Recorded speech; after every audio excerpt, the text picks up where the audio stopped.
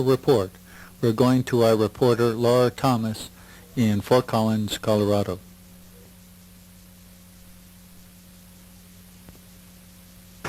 We are here in Fort Collins, tracking down the source of a phenomenon sweeping the country. Everywhere kids are giving up their voice lessons and deciding instead to perform in air bands, bands that only lip-sync to pre-recorded music. The trail has led us to Fort Collins as a result of the following video. This shows a young man who we will call David. Watch this.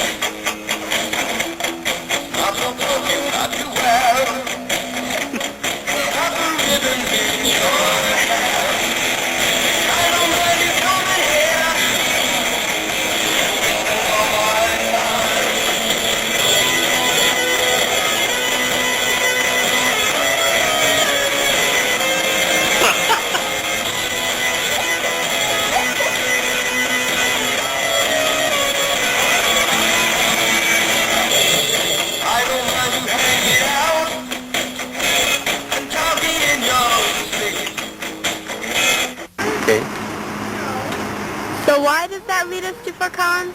Let's watch a bit more. It's one-man air band. It needs to be said publicly that that is the fault of Stephen W. Zellmer, who started air bands. That's why we will register that, in case it ever gets out. Who that kid is. And what happened here. Yes. Mr. Zellmer did it. Is it Stephen W.? Stephen Wayne Zellmer. That's with two L's. There was a concert day. Where? I don't know. So there you have it, Stephen W. Zellmer. Who is he? Where is he? We found him here, teaching at this school in Fort Collins, Colorado, St. Peter Lutheran Christian Day School.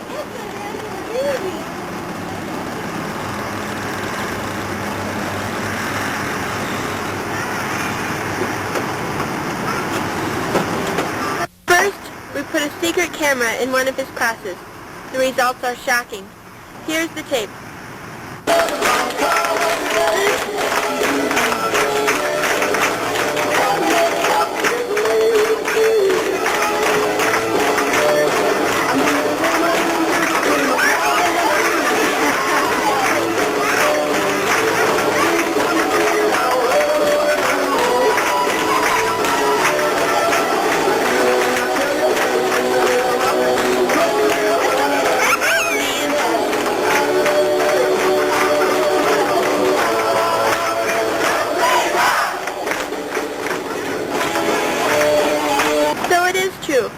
Air bands started here with Mr. Zellmer. After discovering the source, we started researching the life of Mr. Zellmer. What brought him to this point where he felt compelled to teach his students to air band? We have a clue. Here is a tape of Mr. Zellmer as a teenager in Wisconsin. She's the one that really gets down when she boogie.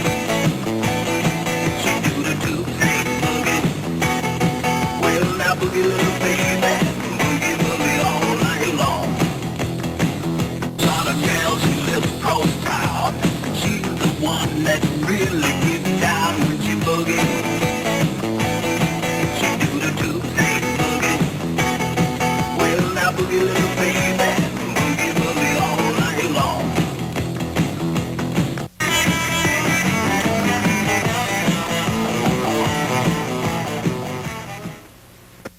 We see that air bands have been a part of Mr. Zellmer's life for many years, and he only wanted to share it with others, and share it he has. This next tape was on our most recent visit to his classroom. It is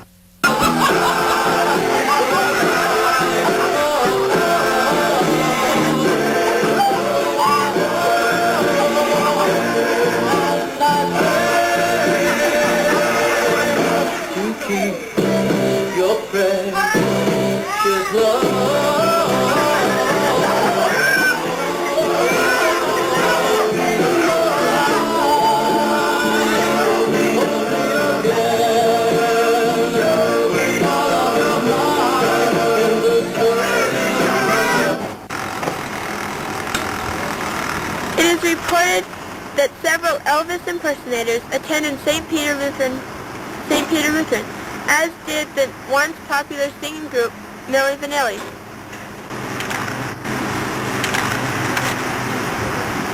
You may be asking, whatever happened to David, the airbander who we showed at the beginning of our report?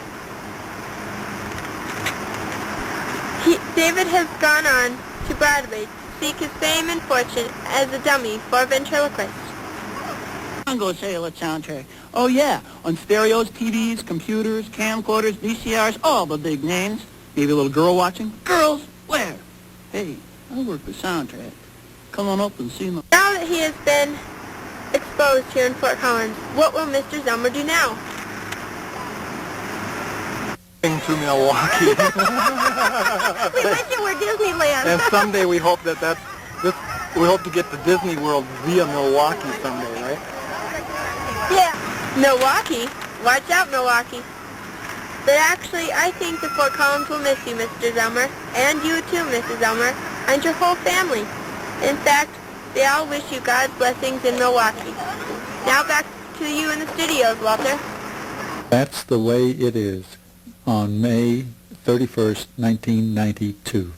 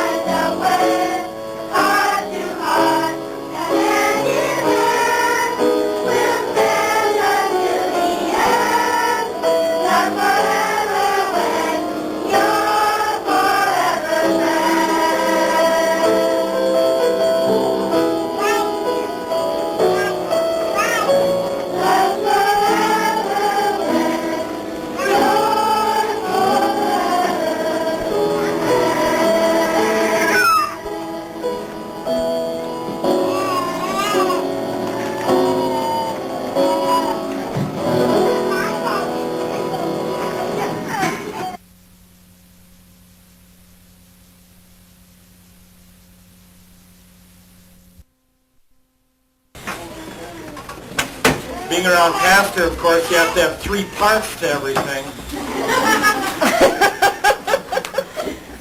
And the first part takes about 30 minutes. The second part about 10 and part 3 is done and it's amen and you wondered where it was. But, and that's pretty much how this is going to go too. So we'll call this St. Peter School past, present, and future. First of all, I'd like to go back to just tell you that I really learned everything I ever really needed to know about teaching right here at St. Peter. I had already 5 years in when I came here, but I really didn't know anything until I met Tom Banky. How many of you remember Tom Banky? The Bankies were here way back when we first started. Okay, Marty does. They had an aluminum Christmas tree. They had an aluminum Christmas tree. They were from Antigo, Wisconsin, and they had an aluminum Christmas tree. Right. Well, anyway, one day we were having school in here, and this fellow, this Frito-Lay fellow, Frito-Lay in the brain, because he was on something at the time, comes in the back, and we didn't have the wall here at all, and he sits down at one of the tables way in the back, and he's kind of looking at these pedals, and he's a freaky guy back there, he's going through these pedals like this, and the phone rings. So I go over to the phone, and it's the guys across the street at the fire department, and they say, did this freaky guy just walk into your school? I said, yeah. He said, don't worry, we just called the police. So I said, okay, and came back up here, and I promptly said, kids, we're going to have recess now. And they all looked at me because they know that I go by the clock, and it was not time for recess. And I said, we're going out for recess. So we went out this door at that time, and of course I took them, this guy might have a bomb or something, of course. So I took them all the way out to the fence, and I counted heads, and I only got 14. Who's missing? Tom.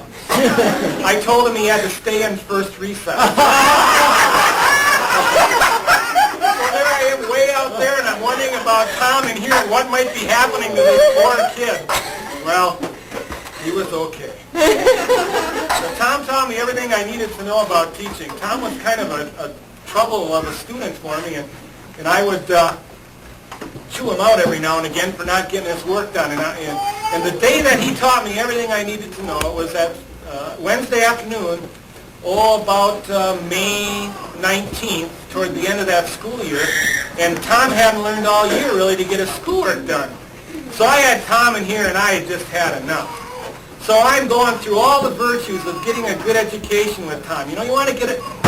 All the kids know my line. You don't want to be flipping burgers when you're 30, right? Okay? So I go through all the important reasons why you can have education. I said, okay, now, Tom, tell me, what do you want to be when you grow up? He says, a championship wrestler. Okay. I said, Tom, you're right. You don't need an education. And that's when I learned everything I needed to. Championship wrestling's really big in Wisconsin. Well, we'd like to go through a little more of the past with you if we could this afternoon, and we surely would like to mention everybody, but we know that our time is somewhat limited, and so is yours. And so we're going to pick on the old-timers for the most part because they're the ones that have been picking on us the longest. And we're kind of going to do this alphabetically, too. So I guess the first name I see here is Adam. Well, actually, this even happened before. Adam. There was an Adam. This is when there was only Eve. I do. Oh, nothing really. Actually, it's very good. You better listen carefully. First of all, I just have to say that when this new guy comes, be sure you explain things really thoroughly to him. Like I had never heard of Miller Moths before. And because somebody in church afterwards, one of the first weeks we were here is telling me, aren't the Millers just awful? Aren't they terrible? I thought they were talking about a person in the congregation. Yeah, I didn't think they were really awful. They were nice. And the other thing that I had never heard of before was HP. And here comes Debbie's brother Vaughn out to drive our U-Haul from Wisconsin to Colorado. And, what do your parents do, Vaughn? Well, they're at HP. And, well, what's HP? Well, that's electronics. I got the impression somehow they owned HP. So I thought that was pretty neat. But I can remember way back to when Lori was telling us how cautiously optimistic she was about Ron. You didn't tell me that. Well, she was cautiously optimistic about the Debbie and Ron thing. It might work out. And you think of the Hells, of course, and when you're someplace for 13 years, there's a lot of joy that goes with that time, and there are those times of sadness, too, and of course we ran into that a week after we were here, and Vaughn had his accident. We sure were thankful, though, for all that the Hells did for us, especially making us feel at home when we first came to St. Peter. That was superb. Boy, that was beyond my wildest imagination, and then some. And I hope we're going to get a copy of that. It's yours. Thank you. I know some people back in Wisconsin that will enjoy that immensely. My first memory of Gil is, of course, Gil telling a joke. Remember that, Gil? Yeah, Remember the first joke? The odds of that are very remote. Well, I was kind of hoping you'd remember that joke because, of course, Gil's going to kind of break the ice between us.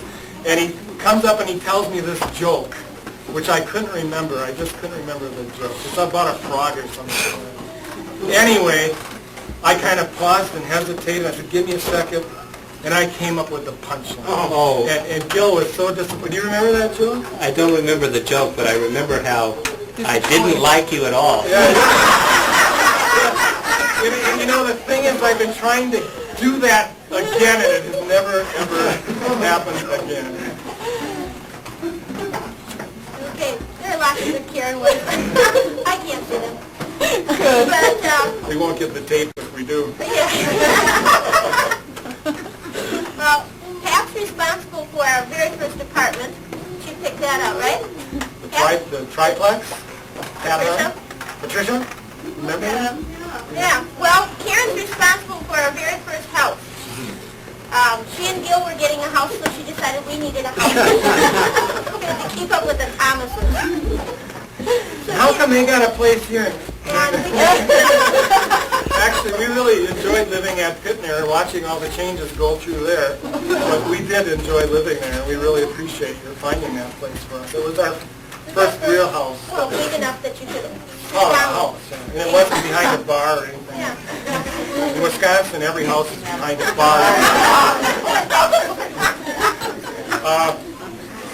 Seriously, when I think of Gil, I don't know of anybody in this congregation, at least in the 13 years that we've been here, that has done more for fewer pats on the back than Gil Thomas has.